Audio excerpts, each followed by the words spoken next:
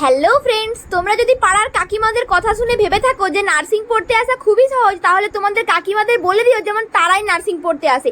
আমি এখানে থেকে আমার অভিজ্ঞতা অনুযায়ী বলছি, সেটা কিন্তু একদমই না। সত্যি বলতে প্রথম কিন্তু আমিও ভেবেছিলাম যে নার্সিং পড়তে আসা মানে ওই তো শুধুমাত্র ডিউটি আর একদম ক্লাস করলে ব্যাস আমি কিন্তু একদম বড় নার্স হয়ে যাব। চলো আজ তাহলে তোমাদেরকেও এক ঝলক দেখায় আমার জীবনে ঠিক কি কি চলে।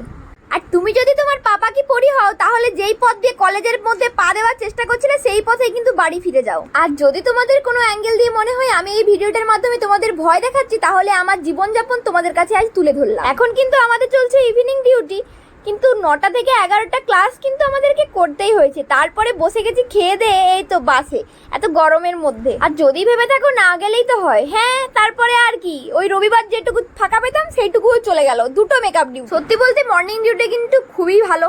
একদম সকাল সকাল যাও, 2টো নাগাদ চলে আসো, তারপর খাও, তারপর ক্লাস তোমাকে কিন্তু করতেই হবে 5টা অবধি।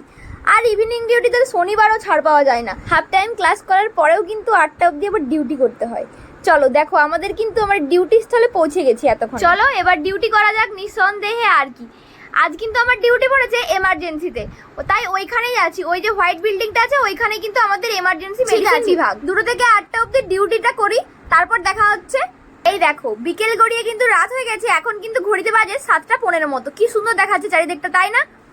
ডিউটি কিন্তু শেষ, কিন্তু স্ট্রাগল কিন্তু এখনো শেষ হয়নি। এই দেখো দৌড়াদৌড়িটা দেখো, বাসে জায়গা দেখতে লাগছে সকলকে, তাই না? একসাথে যাই একসাথে আসি। 8টার মধ্যে কিন্তু তোমার ক্লিনিক্যাল ডিউটি অফ হয়ে গেল, তোমার নিজস্ব ডিউটি কিন্তু এখনো শেষ হয়নি। এই দেখো না, এখন যেমন আমি যাওয়ার পর স্নান করব, তারপর খাবো, তারপর যদি শরীর সাথে দেয় পড়তে বসবো, আর যদি শরীর সাথে না দেয় ব্যাস রিল্যাক্স। আর কি পরের দিন সকাল সকাল উঠে কিন্তু ক্লাসে যে খুবই অপমানিত হতে হবে। এই জন্যই প্রতিটি মেডিকেল স্টুডেন্টের কপালে এত দুঃখ থাকে। তো ভিডিওটি ছিল এই পর্যন্ত, কেমন লাগলো জানি, বাই।